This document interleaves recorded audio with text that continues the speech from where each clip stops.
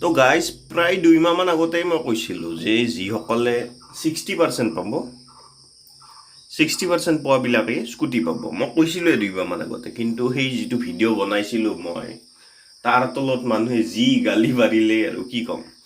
বাৰু যি কি নহওক, আজি মুখ্যমন্ত্ৰী ডাঙৰীয়াৰ পৰা আপডেট আহি গৈছে যে স্কুটি কোনে পাব কোনে নাপায়। চ' সকলোৱে প্লিজ চেনেলটো ছাবস্ক্ৰাইব কৰি দিব। আৰু যদি আগন্তুক এক্সামবিলাকৰ কাৰণে like APSC, Assam direct recruitment, DME, SSC, TET, Indian army এনেকুৱা এক্সামছৰ কাৰণে যদি নোটছবিলাক লাগে, দেন ডেছক্ৰিপশ্যনত লিংক এটা আছে, সেই লিংকটোত ক্লিক কৰি আপোনালোকে সেই এক্সামৰ নোটছবিলাক লৈ ল'ব পাৰে। তো বলক এতিয়া ভিডিঅ'টো আৰম্ভ কৰোঁ। মুখ্যমন্ত্ৰী ডাঙৰীয়াই কি কৈছিল চাওঁ আমি। আৰু তেওঁৰ ভাষণটো মই লাইভো কৰিছিলোঁ। আপোনালোকে মই ডেছক্ৰিপশ্যনত লিংক এটা দি দিম, সেইটোত যাই লাইভটোও চাই ল'ব পাৰিব। বলক এতিয়া ভিডিঅ'টো আৰম্ভ কৰোঁ আৰু চেনেলটো সকলোৱে ছাবস্ক্ৰাইব কৰি দিব। ইলেকশ্যনৰ আগত বা বিশেষকৈ যোৱাবাৰ স্কুটি দিওঁতে আমি এটা কথা ঘোষণা কৰিছিলোঁ যে অহাবাৰৰ পৰা 75% পোৱা ছোৱালীহে স্কুটি পাব। কিন্তু এডুকেশ্যন ডিপাৰ্টমেণ্টে অধিসূচনাখন নোলোৱাৰ কাৰণে এইবাৰ আমি 60% পোৱা ছোৱালীকো আমি স্কুটি দিম। অহাবাৰৰ পৰা নিদিওঁ, তেতিয়ালৈকে আমি এডভাৰটাইজ আদি বা অধিসূচনা আমি প্ৰকাশ কৰিম।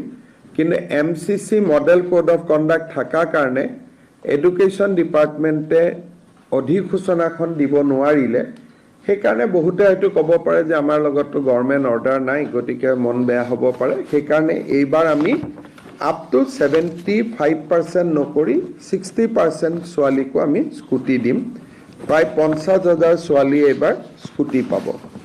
গতিকে নিযুত মইনা আঁচনিখনৰ প্ৰথম ধনটো আমি 11 অক্টোবৰত বেংক একাউণ্টত ট্ৰান্সফাৰ কৰিম।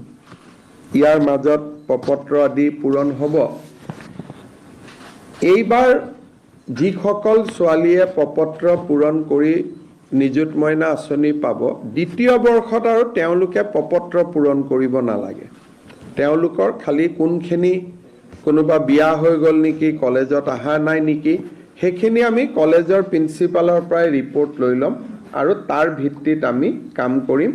তেওঁলোকে এবাৰ ফৰ্ম ফিল আপ কৰাৰ পিছত দ্বিতীয়বাৰ ফৰ্ম ফিল আপ কৰিব নালাগে। এই ফৰ্মখনত দেউতাক মাকৰো এটা চহী লাগিব।